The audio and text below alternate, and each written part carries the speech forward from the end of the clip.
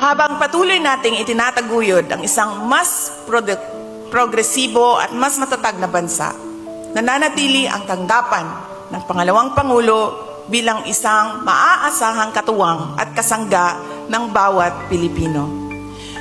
To our partners from key government institutions, thank you for working with us to implement programs, deliver services, and respond to the needs of underserved Filipinos.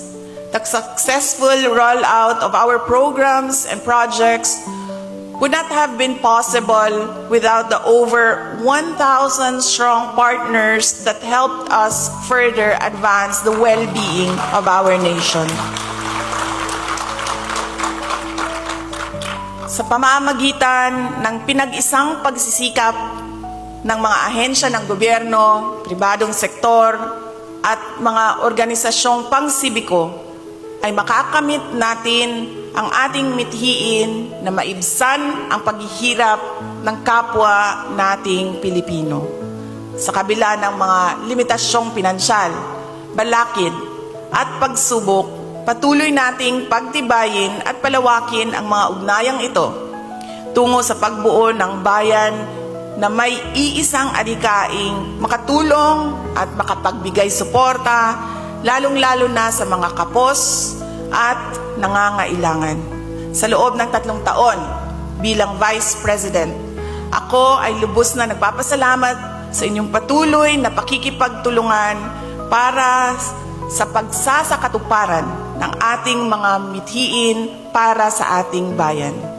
Kagaya ng araw na walang sawang sumusubang tuwing umaga, salamat sa inyong di natitinag na tiwala at pagsuporta para sa patuloy nating pagbangon upang maglingkod sa bayan.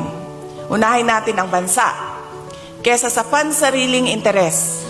Mangako tayo na ilalaan lamang natin ang ating puso at gawa para sa tunay na ikabubuti ng sambayanan.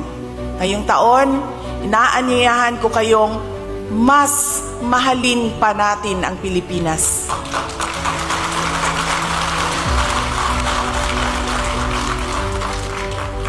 Mahalin natin ang Pilipinas dahil ito ay hindi lamang tahanan ng bawat Pilipino, kundi santuaryo ng ating mga pangarap. Mahalin natin ang Pilipinas dahil tayo ay iisa. Magkaiba man ang ating mga pinanggagalingan, tayo naman ay may parehong mithiin: kapayapaan, kaunlaran, at katarungan.